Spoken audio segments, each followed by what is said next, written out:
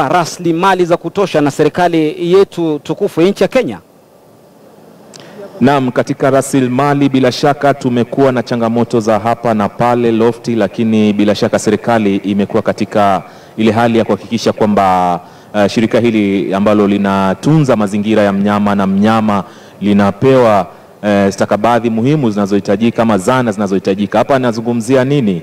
Hapa nazungumzia sheria ambayo inawaruhusu shirika hili kufanya kazi zake vyema na kushika watu, na hata iwapo pia sio kuwashika watu tu ama wale wawindaji haramu, bali pia kwa yule ambaye anayepoteza mali zake, labda ni mimea au ni mnyama wake ambaye wafugaji, kuna fedha kidogo ambazo wanapata. Sasa kuna sheria ile ya uhifadhi wa wanyamapori ya mwaka 2014 ama 13 kabla sijakosea. Ni sheria ambayo ilipitishwa chini ya katiba mpya vyema kabisa, kukawa na mabadiliko ya hapa na pale, lakini hatimaye sheria hiyo hivi sasa tunavyozungumza inatumika vyema kabisa. Hii ilikuwa mojawapo ya mambo ambayo hapo awali katika miaka ya nyuma ilikuwa changamoto sana katika vita hivi dhidi ya uhifadhi wa wanyama, mazingira na hata pia vita dhidi ya wawindaji haramu. Kwa hiyo hii ni hatua moja nzuri sana ambayo imeletwa na serikali kupitia bunge kuhakikisha kwamba kazi ya shirika la wanyamapori, uhifadhi wa wanyamapori nchini KWS na hata kazi za wanamazingira wengine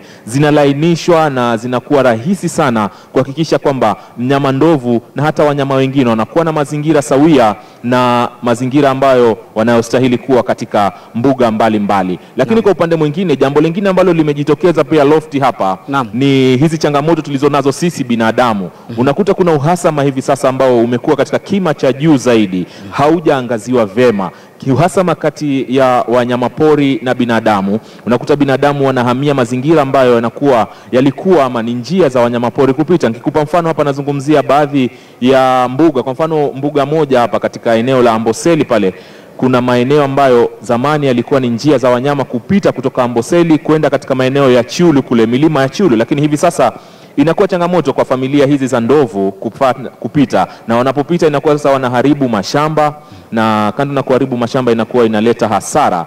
Hii ni hali moja ambayo changamoto ambayo ni kwetu sisi binadamu pia kujali maeneo haya na kuangalia namna ambazo tutaweza kutangamana vyema zaidi kama zamani, binadamu na wanyamapori. Lofty. Naam, shukran sana. Bila shaka mwenzangu Mwanzu ulikuwa umenitajia kwamba kunaye mwanahabari wetu mwingine Denison Sarigo, sijui kama yuko upande tofauti na wako, ana habari na taarifa tofauti. Nafikiri yuko upande kando kidogo na wangu, sitompata hapa. Labda ni warudishie studio tu hivi sasa katika kumalizia, lakini ni sherehe ama shughuli ambayo imefana sana.